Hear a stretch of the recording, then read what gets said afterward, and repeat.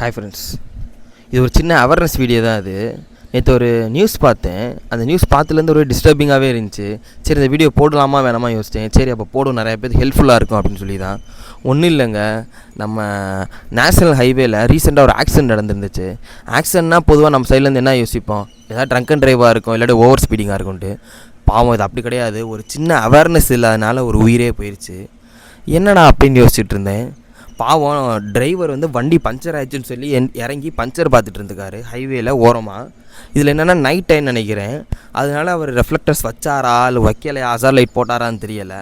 பாவம், மாற்றிட்டு இருந்தவர் வந்து பின்னாடி இருந்த ஒரு வெஹிக்கிள் வந்து அன்ஐடென்டிஃபைடு வெஹிக்கிள் வந்து அடிச்சிருச்சு. ஸ்பாட்லேயே ஆள் காலி. இதில் என்ன சொல்கிறது, பாவம் அவர் எந்த தப்பும் பண்ணலை.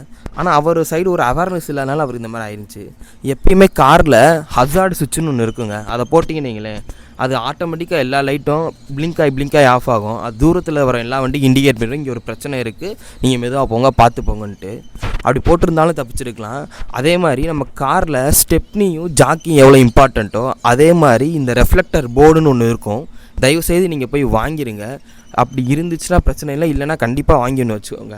அந்த போர்டை கார்லேருந்து ஒரு அடி தள்ளியும் ஒரு 10 அடி முன்னாடி, நீங்கள் வேலை பார்க்குறது 10 அடி முன்னாடி வச்சிட்டிங்கன்னா ஆட்டோமேட்டிக்காக பின்னாடி வர வெஹிக்கிளுக்கு இங்கே ஒரு ரெஃப்ளெக்டர் பண்ணுறதுனால இங்கே ஒருத்தவங்க வேலை பார்த்துட்டு இருக்கான்னு சொல்லி அதுலேருந்து டைவர்ட் ஆகி போயிடுவாங்க.